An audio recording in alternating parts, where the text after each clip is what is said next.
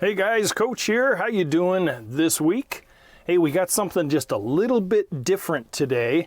Not only do we have the podcast going that we do every single week for you, every Friday, but we are now joining into the Wisdom app. The Wisdom app is a live app, a live exchange of conversation or a Q&A. So this particular podcast, we may have a few questions that just might come in, might make the podcast just a little more interesting. So how is the Yard Coach crew out there today? The whole topic of today is we're talking about a landscape project that some can still start this year if you choose, depending on where you're at.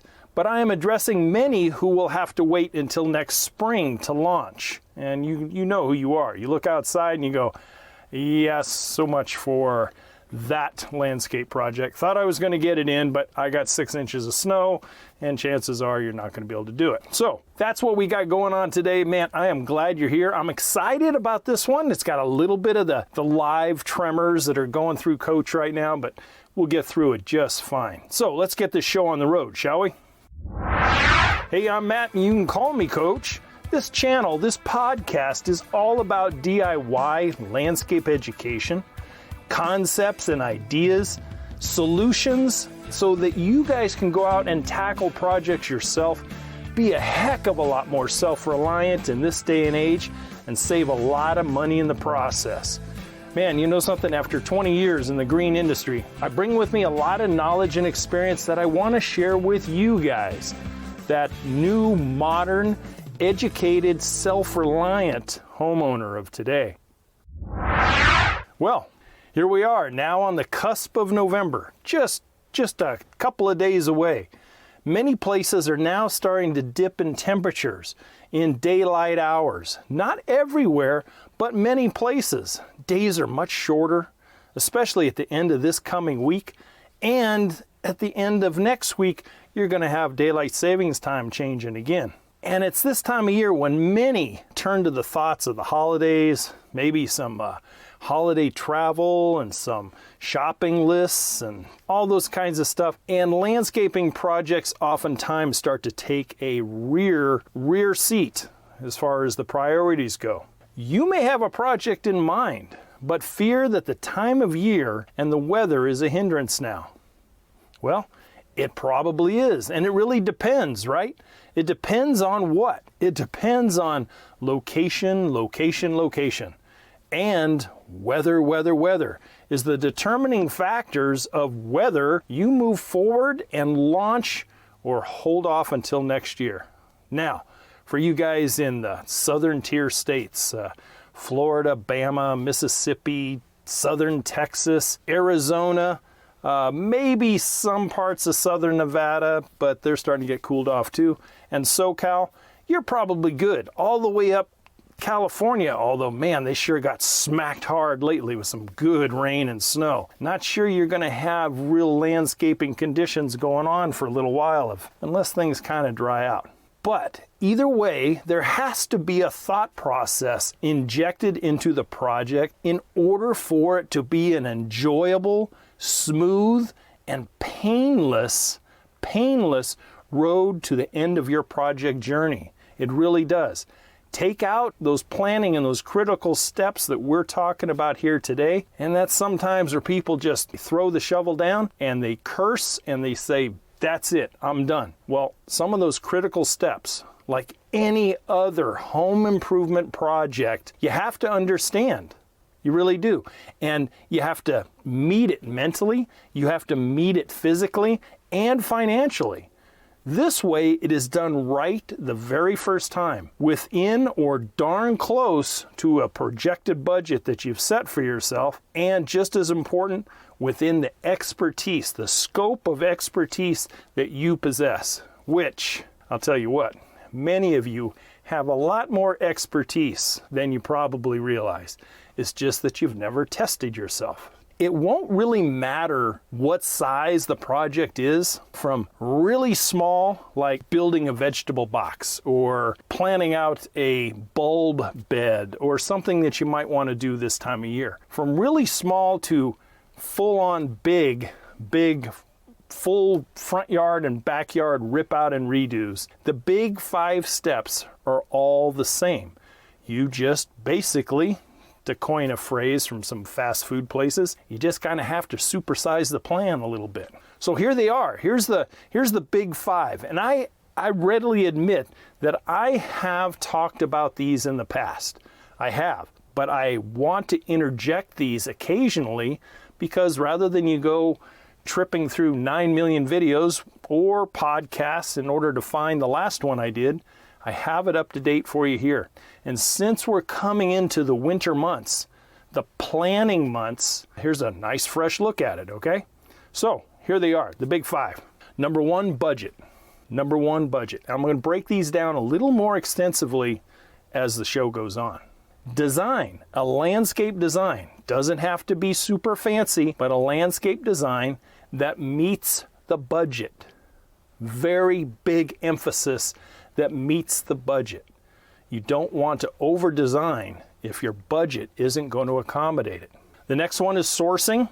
Obviously, you need to go out and find where those things you're going to need are and be able to attain them. The equipment that you're going to need, both what you have on hand, what you can get your hands on through your circle of influence, and what you may have to buy or rent. And then finally, initiation or implementation or execution, whatever you want to throw to it there, whatever verb, it's going to be the last one. And if you don't have the first and you don't have the last, you ain't going to get anywhere, really. You're going to get really frustrated. And the whole DIY process kind of unravels like the inside of a golf ball unless you have some of these things really dialed in. So let's touch on each one briefly so we can understand them better. Because, you know, knowledge, there comes power, right? So let's look at it. Let's look at that budget. It's really... Gosh, of all the times that I would go consult with folks for designing and contracting, it's the biggest thing they think about, but the least thing they want to disclose. It's like a poker game. You know, they want to sit at the kitchen table like I've done so many times, and we talk and we get to know each other and we get some chemistry going, and it's like, okay, Matt, we want you to do it. How much is the design going to cost? Well, it's going to cost you $500 or whatever it was. Okay, we can move forward with that. Super, let's get this thing going. Now, what kind of budget do you have? What do you mean? Well, what kind of budget have you set for yourself? You know, so that I can design around that. Well, I don't know. How much is it going to cost? It all depends on what you want me to design, you know? So it would be this give and take. And after doing my measuring, my photography and all that other stuff, talking to them a little bit more and chipping away at that ice block that I call the budget window. Most of the time I had a range, and I was very happy if I left the consult with the design and I had a range of a budget. Maybe your initial budget might not cover your whole project. Maybe you're doing a whole backyard and a whole front yard, but you sit down with your significant other and you go, man, we do this ourselves. We're easily going to be spending, well, let's just say 15 grand DIY, okay? And you look at your checkbook, you look at your savings, you look at that little stash that you got in the bedroom drawer or whatever, and you're going, yeah, we're about 7 grand short. Okay, well, maybe your initial budget will cover the first phase of it. Maybe that will be the cost of ripping everything out, doing all the demolition, all the hauling away, and then coming back and lining everything out and doing your soil prep and maybe some of the underground work, and then you're done for phase 1. Then you reacquire some more funds over the course of the next few weeks or months, and you do phase 2, and so on. Now, if you're doing it yourself, that will work for you. If you think that you're going to bring on a professional, most professionals, not all, but most professionals don't want to go into the phases thing. They want to get in and meet your needs with their schedule. And they probably don't want to get all involved in bringing all the tools and all the equipment to bear on your place only to disappear. And there is one exception to that. In case they want to do something, they've got maybe 4 jobs going at once. Maybe the company has big crews, so they have a demolition crew, they have an underground crew, they've got a cement crew, and they've got a finishing crew. And then they can just plug these people in. Now, coach did not do it that way. I was a small company and I intended to stay small. So there was at one time me and 4 people, and then towards the end there was me, period. Plus maybe my son who wanted to make a couple extra bucks, or day labor that I brought from temp agencies. But that was it.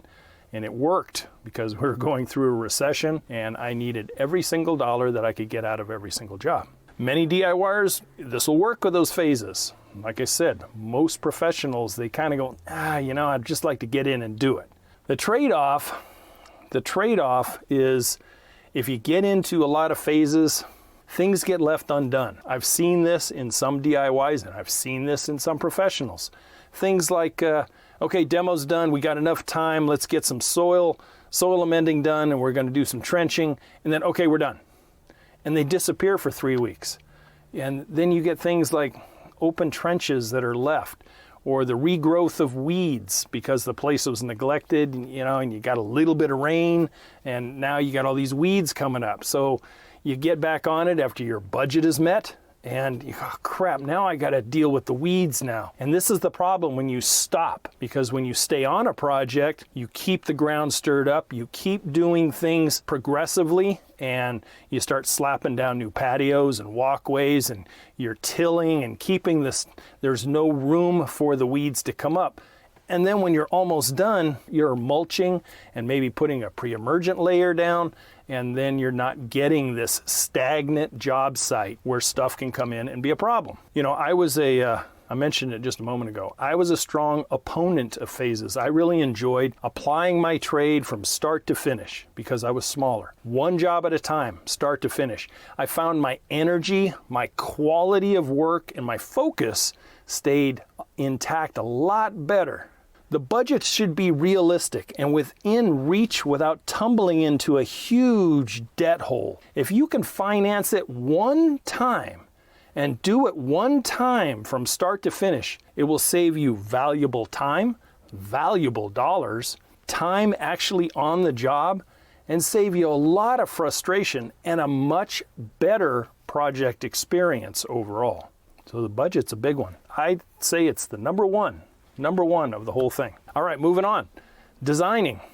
I mentioned when I told you the list, designing to the budget. If you guys have set a $10,000 budget, don't design in $33,000 worth of landscape unless that design is going to be phased in over 3 phases or 4 phases. And then remember that if you have an outdoor kitchen you're going to put in next year and you're going to put in a hot tub the year after, make sure you do all the underground work in phase 1 or phase 2 at the most. Now that we have a budget, a relatively comprehensive design and notes should be completed. And when I say comprehensive, this is going to be your paper map, your road map of where you're going to start and where you're going to finish.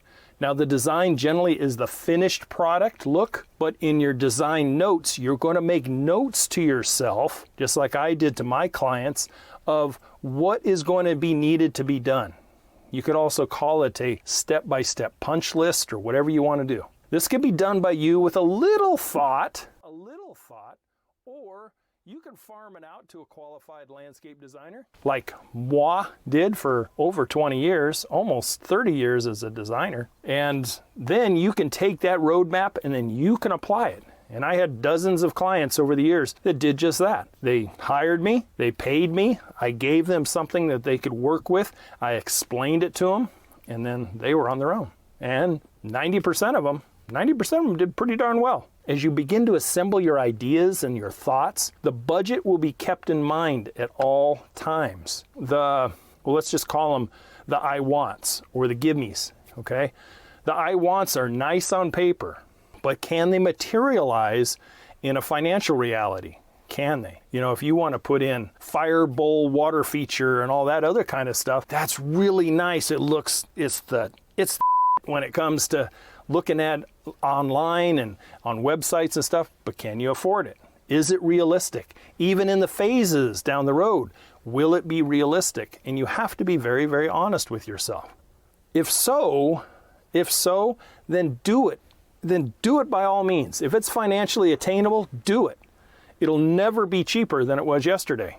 Good God, look at where we're at now. Thank you very much, all the inflation that's going on. 5.4% or something over the past same time last year. Good Lord, my God. The design should be, it should be accurate to within a foot for you noobs and rookies, okay? Measuring that stuff out and transferring those scale measurements from your backyard onto a piece of paper. Takes a little bit of a learning curve, but it's okay. Remember, it's a conceptual design. And if you're doing it yourself, it's a conceptual design that you have to understand. And you are conveying the ideas into an accurate placement and certainly to scale measurements. I always suggest you do a little bit, just a little bit of recon outside your home to determine costs on certain important items, especially if those items are going to be part of your plan or your design. Items such as, how much do plants cost nowadays? How much does sod cost, or seed, or top dressing, compost, concrete, soil amendments, irrigation parts and pieces, lighting, lumber, etc. You need to have your head around that in order to design it in and meet that budget. It will really help when you create the budget as well as the design itself. It can be a computer-generated one if you are a mind and tech-savvy type of person, all the way down to a piece of binder paper or printer paper, as long as you and whomever you show it to understand the scale, the concept of the design, etc. But don't design out a 2,000 square foot sod lawn area if you only have room for 500 square feet and a budget of 200 square feet. Don't design out a 500 square foot patio if your budget only allows 250. Design and call for small plants if budgets are limited and not large scale plants. It's a great way to save big dollars. Put them in the ground, be patient. If you can wait 6 months or 8 months, that gallon can shrub is going to be a 5-gallon can in that period of time. So there's one way to stretch your budget a little bit. All right, let's move on to the next one. Sourcing. What I mean here is sourcing and locating the equipment, tools, materials, and in some cases, if you so choose, professionals that will be needed in order to meet the other parts of the big five. Find where you can locate, say like cement. If you had to go pour a hot tub pad, where would you go get it? And how would you get it? Would you have a 1 cubic yard pour on a Saturday and you'd bring in a truck to do it? Or would you go rent a trailer? And if so, when you're renting a trailer, is it going to be the powered, mechanized trailers? Or is it going to be those hand pump crank trailers where you have to get it out of that trailer a lot faster? And then looking at your power equipment. What do you have on hand now versus what might you be able to get and what might you be able to rent? Bulk materials. Bulk materials in the form of bark and mulch, compost, seed if that's what you want. What other kinds of things? Gravels, boulders, all of this stuff can be found at bulk material yards. As a matter of fact, bulk material yards and sometimes cement and concrete can be found in the same place. The plants that you're looking to put in, irrigation and drainage parts and lighting. Who in the professional realm in your area does designing? If you decide to step out and farm it out and hire it out, who does it? And you're going to have to find out how much they charge and whether that is still going to meet in your budget. Who does concrete work? Who does patio structures and shade arbors, if that's what you're choosing to do? Who does electrical work and the other needs? This is all part of that sourcing it out. Sourcing. Price them and have them commit it to paper. Don't take a verbal estimate ever. Commit it to paper and make sure that there's a date, an expiration date on that particular estimate if you're bringing pros on. Determine what those pros schedules are. Say for instance, you decide to form up your new patio. You demoed the old cracked beat up one out and you're going to form it up, but you'd like to have someone come in and do a nice finish on it. And maybe that's not your strong suit. And I say that because concrete and I are friends and we're not best friends. Believe me, I can get a walkway down and I can get a hot tub pad down, but if I wanted to do a stamped colored concrete, no. I had 2 guys, subcontractors that I used all the time, and I just let them do it because they were damn good at it at a reasonable price, and I could usually get them on short notice. So the box stores are always kind of a fail-safe for many of the things you will need, but not all. But you can learn a lot about cost, take some notes, take some pictures, and you'll probably spend the better part of a Saturday morning into a Saturday afternoon going to nurseries, box stores, bulk material yards, etc. And you can come home and kind of have a compilation of what a gallon can this costs, what 10 feet of PVC pipe costs, blah, blah, blah. And then as you're designing it out, all of this stuff starts to meld together and fit into your budget. Okay, moving on. How about equipment? When we talk about equipment, you have to do inventory. And for most everybody who's a homeowner, you know what you have. But what will you need? Something that maybe you don't have, but you're going to need it. Maybe it's a rear tine rototiller. Maybe it's a sod cutter. Maybe it's a chainsaw. Whatever it might be, you have to think to yourself, okay, self, who do I know that has one that I could borrow?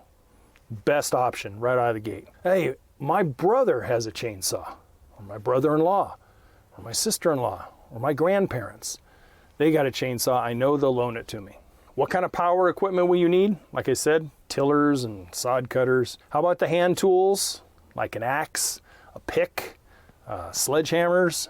Or if you're going big, what kind of larger equipment? And are they available at my local rental yards? Things like mini skid steers, front loaders, bobcats, other things that you can learn how to operate quickly, and you can get so much more done in a weekend or a vacation day than you ever could if it was just going to be hand tools and wheelbarrows. Most hand tools should be acquired permanently just as being part of a homeowner. Now, you don't have to be like Coach. I mean, there was one time I counted up, I had like 15 shovels. Okay, you don't need 15 shovels, but you might need 3. You need a flat head, a round head, and probably a trenching shovel if you're going to do this yourself. 3 is more than enough. Most hand tools should be acquired permanently, but bobcats and rototillers, probably not. Probably not. Cost those things out, so that you have an educational knowledge base on which to budget stuff. Know your limitations, or educate yourself on the use of larger equipment so your confidence level improves and you're ready. You are ready to launch when launch day arrives. Many things, obviously, can be borrowed from within the family and your circle of influence.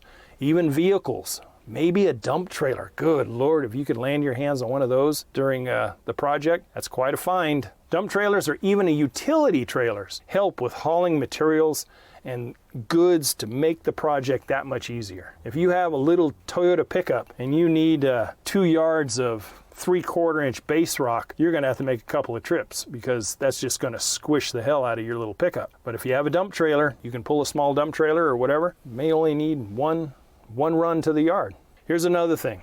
Next one. Implementation, execution, launch day, whatever you want to call it. Having a launch date and planning around that date is almost the second most crucial thing. Because if you never launch, it's never going to get anywhere. If you spent 2 months planning it out, designing it out, lining everything up, and then you don't do nothing, gee, many Christmas, what a waste of time.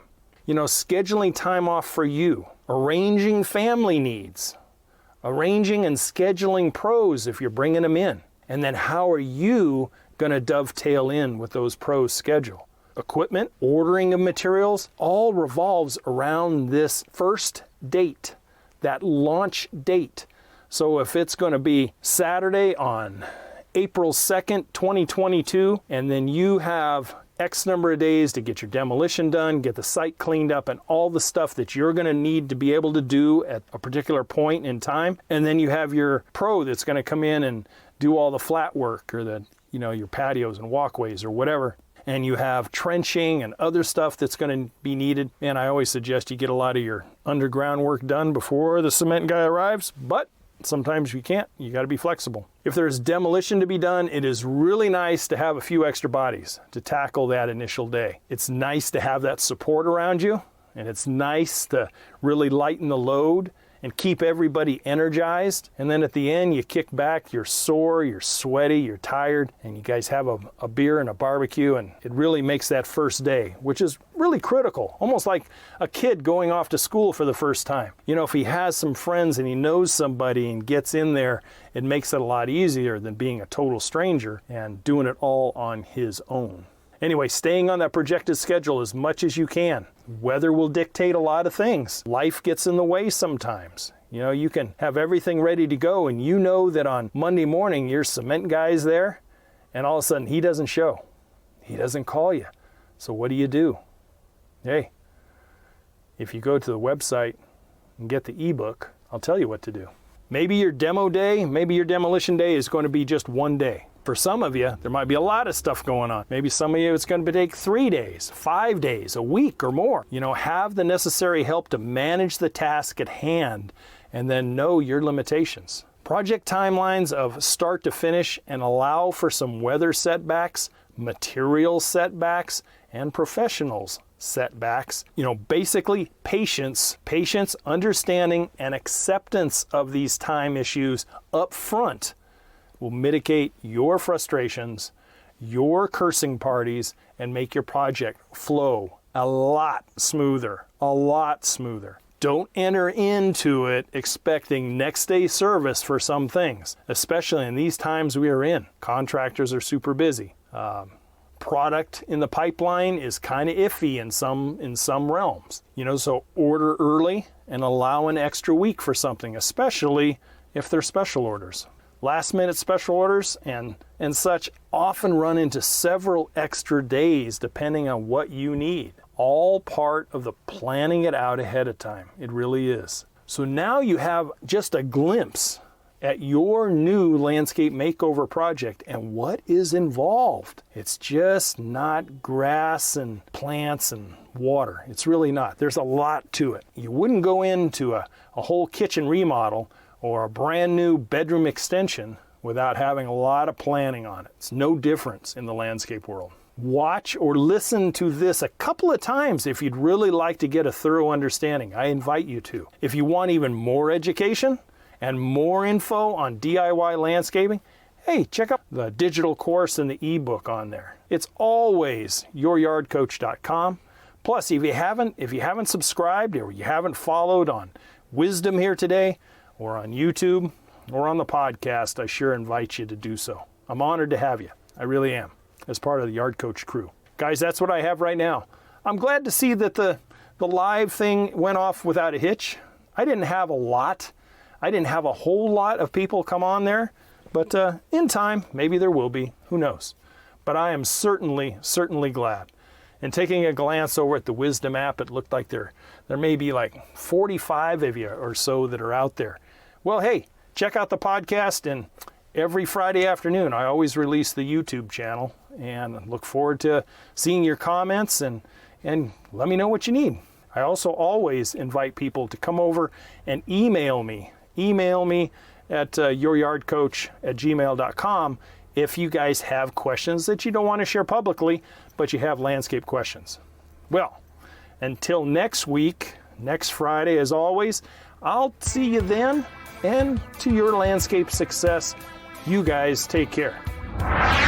Thank you for listening to the Yard Coach podcast. Don't forget to head over to the website at youryardcoach.com, where you will find more DIY landscape education, including the free 15-step DIY landscape checklist, Coach Matt's ebook called Landscaping Simplified, and the flagship digital course, Homescape 1.0. As always, if you have any questions or comments, you can email Coach Matt directly at youryardcoach@gmail.com. We'll see you right here next week.